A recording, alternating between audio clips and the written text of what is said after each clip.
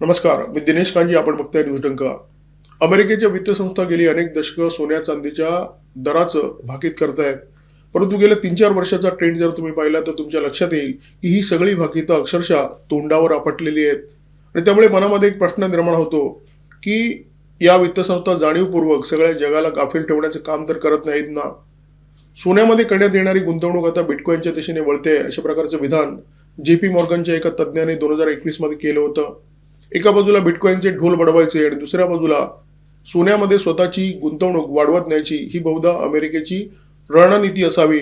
आणि त्यामुळे आडमार्गाने गेल्या अनेक वर्षात रशियाकडून सोन्याची खरेदी केली जाते आणि हे सोनं स्वित्झर्लंडच्या बंकरमध्ये साठवलं जात आहे.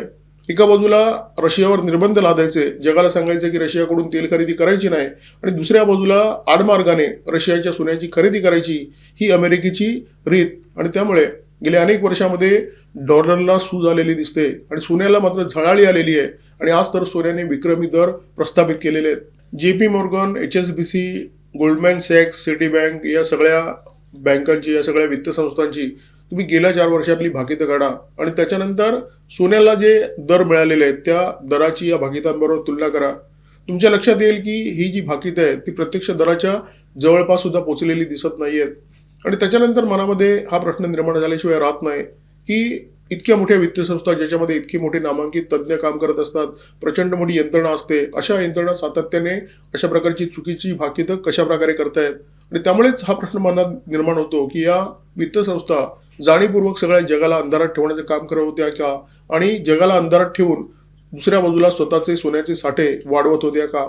न्यूयॉर्कचं कॉमेक्स आणि लंडनचं लंडन बुलियन मार्केट या दोन्ही बाजारपेठांमध्ये सोन्याचे भाव आज प्रचंड कडाडले. विक्रमी भाव सोन्याला मिळत होता. $5,625 प्रति ट्रॉय औंस अशा प्रकारे जागतिक बाजारपेठेमध्ये भाव होते. आणि भारतामध्ये तोळ्याच्या हिशोबात जर आपण बोलायला गेलं तर प्रति तोळा सोन्याचा भाव भारतामध्ये होता 1,70,000 ते 1,80,000च्या दरम्यान. चांदीचा भाव सुद्धा विक्रमीच होता. प्रति ट्रॉय औंस हा भाव होता $118. आणि किलो मागे भारतामध्ये हे दर होते साधारण 4 लाखच्या आसपास.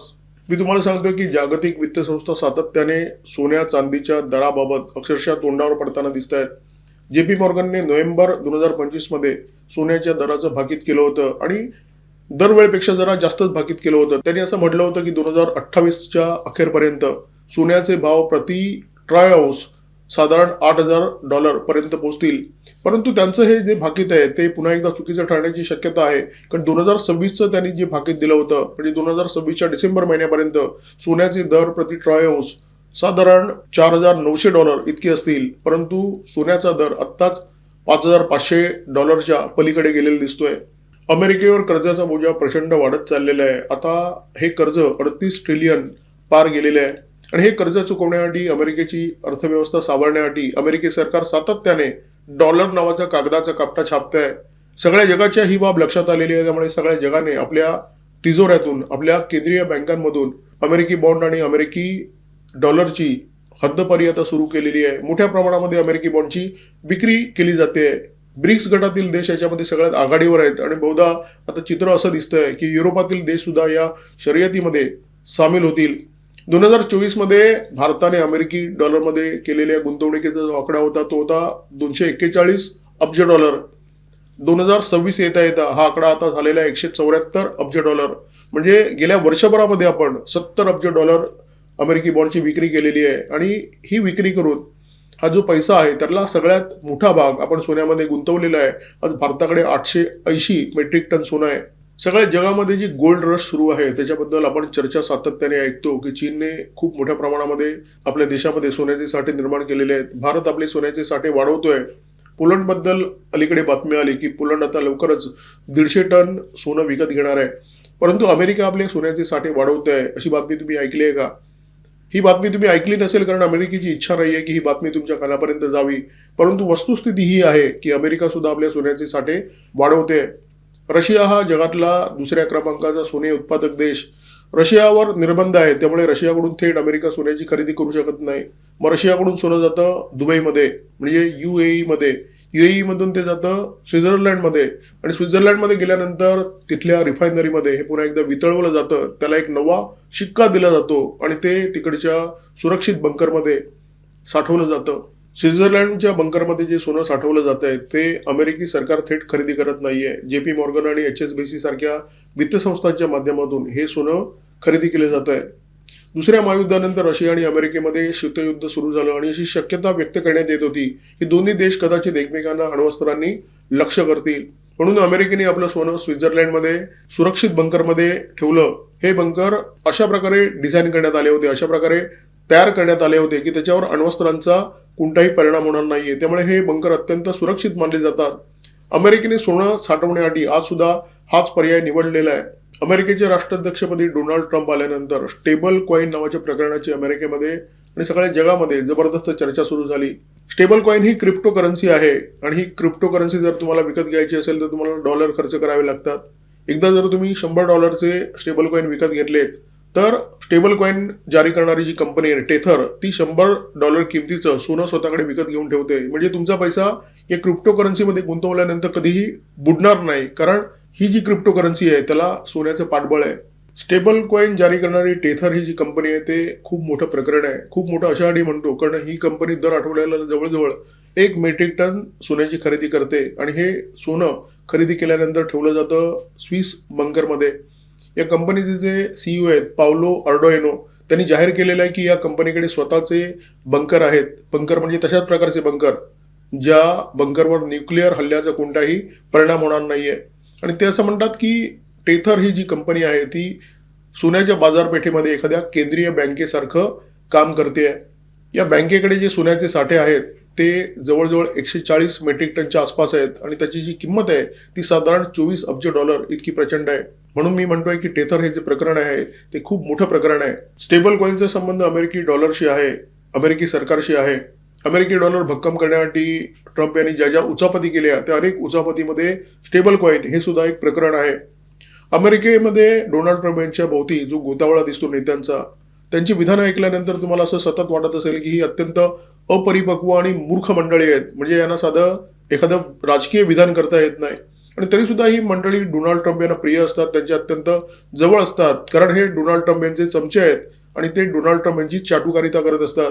आणि सगळ्यात महत्त्वाची बाब म्हणजे डोनाल्ड ट्रम्प जसे पक्के व्यापारी आहेत तशीच ही सगळी मंडळी व्यापारी मंडळी आहेत आणि त्याच्यामुळे डोनाल्ड ट्रम्प यांना ती जवळ आहेत. असंच एक प्रकरण म्हणजे हावर्ड लुटनिक जे अमेरिकेचे कॉमर्स सेक्रेटरी आहेत, ज्यांनी काही महिन्यापूर्वी भारताच्या संदर्भात विधान केलं होतं. भारतावर टेरिफ लादल्यानंतर ते असं म्हणाले होते की 2 महिन्यामध्ये भारत आमच्याकडे सरपटत येईल आणि डोनाल्ड ट्रम्प यांना म्हणेल की आम्हाला माफ करा.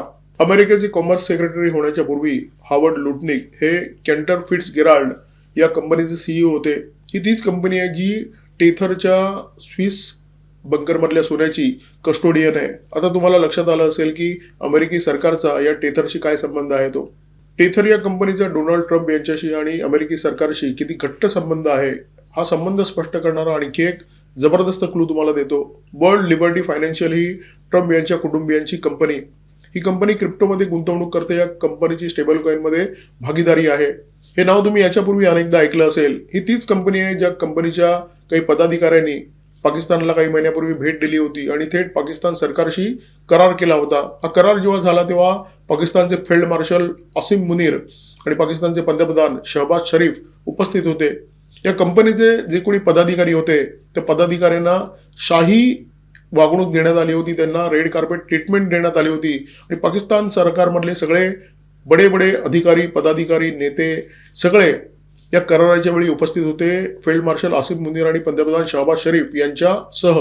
जगामध्ये ज्या ज्या राजकीय घडामोडी घडत असतात त्या घडामोडीच्या केंद्रस्थानी कुठेतरी अर्थकारण असतं. त्यामुळे ज्याला राजकारण समजून घ्यायचं आहे, ज्याला जगातल्या घडामोडींचा अर्थ लावायचा आहे, त्याला अर्थकारणाची समज असणं अत्यंत गरजेचं आहे, कारण अर्थकारणाशिवाय राजकारण शक्यच नाहीये. हे तुम्हाला टेथरच्या उदाहरणावरून सुद्धा स्पष्ट होईल. सोन्याचे चढलेले भाव, डॉलरचा पडलेला भाव याचा किती संबंध आहे हे सुद्धा तुमच्या लक्षात येईल. अमेरिकेचं डळमळणारं राजकारण आणि सोन्याला येणारी झळाळी याचा किती घट्ट संबंध आहे हे तुमच्या लक्षात येईल. स्टेबल कॉईनची निर्मितीच या कारणासाठी झाली की एका बाजूला डॉलरला हात द्यायचा आणि दुसऱ्या बाजूला सोन्याचे साठे वाढवत न्यायचे. कारण स्टेबल कॉईनमध्ये गुंतवणूक तुम्हाला डॉलरमध्ये करायची आहे आणि त्या डॉलरचा वापर करून सोन्याचे साठे विकत घेण्यात येणार. म्हणजे एका बाजूला सोन्याचे साठे वाढले, दुसऱ्या बाजूला डॉलरची मागणी वाढली आणि दोघांनाही मजबूती आली. हे अमेरिकेचं अर्थकारण आहे आणि हे अर्थकारण अमेरिका सगळ्या जगाच्या गळी उतरवण्याचा प्रयत्न करते आहे. एका बाजूला डॉलर सावरण्याचा प्रयत्न करते आहे, दुसऱ्या बाजूला सोन्याचे साठे वाढवण्याचा प्रयत्न करते आहे. याला तुम्ही जागतिक राजकारणातला विरोधाभास म्हणाल किंवा जागतिक राजकारणातली गंमत जम्मत. एका बाजूला चीनने सोन्याचा अमेरिकेच्या विरोधात एखाद्या शस्त्रासारखा वापर केलेला आहे.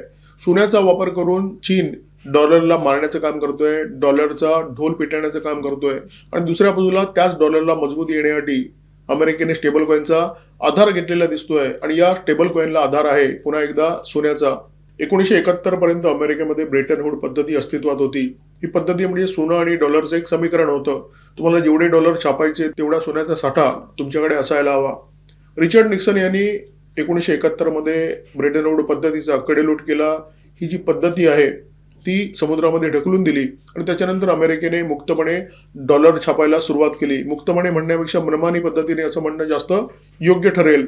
आता स्टेबल कॉईनच्या निमित्ताने पुन्हा एकदा ही ब्रेटन वूड पद्धती अमेरिकेमध्ये अस्तित्वात येणार की काय असा प्रश्न निर्माण झालेला आहे. कारण स्टेबल कॉईनला आधार असतो सोन्याचा. तुम्हाला जेव्हा स्टेबल कॉईनमध्ये गुंतवणूक करायची असते तेवढ्याच किमतीचं सोनं ही टेथर कंपनी विकत घेत असते. त्यामुळे पुन्हा एकदा ब्रेटन वूड पद्धती या स्टेबल कॉईनच्या निमित्ताने अमेरिकेमध्ये अवतरलेली आहे. जगामध्ये गोल्ड रश का निर्माण झाली आहे त्याचं रहस्य या माहितीच्या माध्यमातून तुमच्या समोर आलेलं आहे. एका बाजूला अमेरिकेला विरोध करणारे चीनसारखे देश, भारतासारखे देश खूप मोठ्या प्रमाणामध्ये सोन्याची खरेदी करतायत आणि दुसऱ्या बाजूला अमेरिका सुद्धा सोन्यामध्ये खूप मोठ्या प्रमाणामध्ये गुंतवणूक करते आहे. आपल्या स्टेबल कॉईनला स्टेबल करण्यासाठी सोन्यामध्ये डॉलर उत्ताना दिसते आणि त्यामुळे सोन्याला विक्रमी भाव प्राप्त झालेले आहेत. प्रति ट्राय आऊन्स $5,625 विक्रमी भाव आहे आणि जगाने हा भाव आजच्या दिवशी पाहिलेला आहे. परंतु भविष्यामध्ये हे भाव आणखी वाढतील. सोन्याचा दर प्रति तोळा 6 लाख पर्यंत आणि चांदीचा दर प्रति किलो 9 लाख पर्यंत जाण्याची शक्यता तज्ज्ञांनी व्यक्त केलेली आहे. स्विस बंकरमध्ये जे सोनं साठवण्यात येतं त्याची खरेदी अमेरिकी सरकार करत नाही.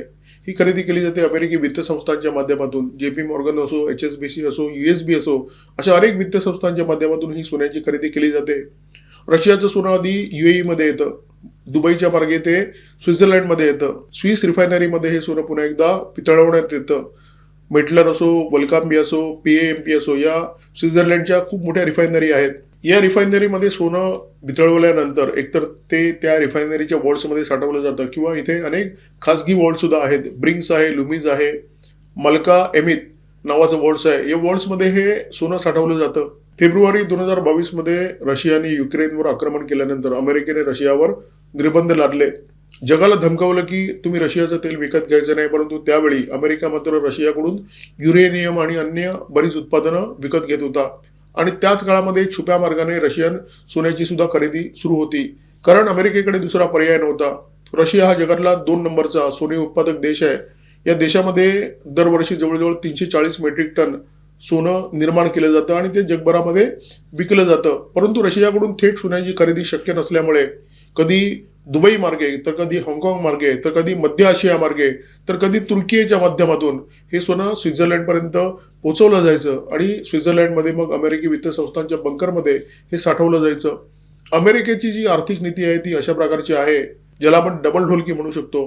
मांजर नेहमी डोळे मिटून दूध पितं आणि त्याला असं वाटत असतं की आपण दूध पितो आणि जगाचं आपल्याकडे लक्ष नाहीये, परंतु तो मांजरीचा गैरसमज असतो. अमेरिकेच्या बाबतीत सुद्धा हेच आहे. अमेरिकेने रशियाकडून सोन्याची खरेदी केली. अमेरिकेला असं वाटलं की जगामध्ये याचा बोबाटा होणार नाही, परंतु जे व्हायचं ते झालंच. स्वित्झर्लंडमध्ये रशियाचं सोनं येतं. स्वित्झर्लंडने सुद्धा रशियन सोन्यावर निर्बंध लादलेले आहेत. रशियाच्या सोन्याची खरेदी स्वित्झर्लंडमध्ये केली जात नाही, कारण स्वित्झर्लंड हा युरोपातला एक महत्त्वाचा देश आहे. तर स्वित्झर्लंडची कशी लॉन्ड्री बनवलेली अमेरिकेने ते मी तुमच्यासमोर स्पष्ट केलं. याचा जेव्हा बोबाटा झाला तेव्हा स्विस संसदेमध्ये प्रचंड गदारोळ झाला आणि स्विस संसदेने या प्रकरणाची चौकशी करण्यासाठी एका समितीची स्थापना केली आणि त्या समितीने जो निष्कर्ष काढला त्या निष्कर्षामध्ये असं स्पष्टपणे म्हणण्यात आलेलं आहे की रशियन सोनं तिसऱ्या देशाच्या माध्यमातून स्वित्झर्लंडमध्ये येण्याची शक्यता नाकारता येत नाहीये. म्हणजे त्यांनी मान्य केलं रशियन सोनं आमच्या देशामध्ये येत असण्याची दाट शक्यता आहे. या व्हिडिओच्या सुरुवातीला मी तुम्हाला सांगितलं होतं की 2021 मध्ये JP मॉर्गनचा एक तज्ज्ञ निकोलस पानिरिट्झोग्लू याने असं भाकीत केलं होतं की सोन्यामध्ये जी गुंतवणूक होते त्या गुंतवणुकीचा प्रवाह आहे तो बिटकॉईनच्या दिशेने वळेल. या JP मॉर्गनने त्याच वर्षी दुसरं एक महत्त्वाचं भाकीत केलं होतं आणि त्याने असं म्हटलं होतं की सोनं मजबूत डॉलरच्या दबावाखाली राहील. परंतु आज जग जे चित्र बघते ते चित्र खूप वेगळं आहे. सगळं जग सोन्याच्या दबावाखाली आहे आणि सगळं जग हे सोनं विकत घेण्यासाठी धावत आहे. त्याच्यामध्ये अमेरिकेचा सुद्धा समावेश आहे, त्याच्यामध्ये JP मॉर्गनचा सुद्धा समावेश आहे. सोन्याचे दर कडाडत आहेत, चांदीचे दर कडाडत आहेत. सोन्याचे दर वाढण्याची कारणं वेगळी आहेत, चांदीचे दर वाढण्याची कारणं वेगळी आहेत. परंतु हे सोन्याचे दर कडाडल्यामुळे काही लोक रडतायत, काही लोक हसतायत, तर काही लोक नाचताना दिसत आहेत. ज्यांच्याकडे सोनं आहे, ज्यांनी सोनं विकत घेतलेलं आहे, त्यांची परिस्थिती अशी झालेली आहे की ठेवू की विकू. तर हे सगळे प्रश्न खूप गुंतागुंतीचे आहेत आणि हे प्रश्न तुम्ही तुमच्या सल्लागाराच्या सल्ल्यानेच सोडवायला हवेत. तुम्हाला जर सोन्याची किंवा चांदीची खरेदी करायची असेल तर एखादा व्हिडिओ बघून भावनेच्या भरामध्ये सोन्याची खरेदी करू नका. तुमच्या वित्तीय सल्लागाराला विचारा, तुम्ही स्वतःचा अभ्यास करा आणि त्याच्यानंतर अशा प्रकारचे निर्णय घ्या. या व्हिडिओमध्ये तुर्तास थांबतोय. या व्हिडिओमध्ये माझ्यासोबत होते cameraman Omkar Bhagwat, video editor Ajay Shelke. Video जर आवडला असेल तर लाईक करा, शेअर करा, कॉमेंट बॉक्समध्ये व्यक्त व्हा. तुमचे अनुभव सांगा सोन्याच्या बाबतीत, चांदीच्या बाबतीत. तुम्ही या गुंतवणुकीच्या बाबतीत काय विचार करता हे कॉमेंट बॉक्समध्ये व्यक्त करा. सबस्क्राईब करा न्यूज डंका आणि सोबत सबस्क्राईब करायला विसरू नका बीज डंका, ज्याच्यावर आम्ही व्यापार विषयक किंवा अर्थविषयक सतत व्हिडिओ पोस्ट करत असतो. बेल आयकॉन दाबायला विसरू नका. नमस्कार, धन्यवाद.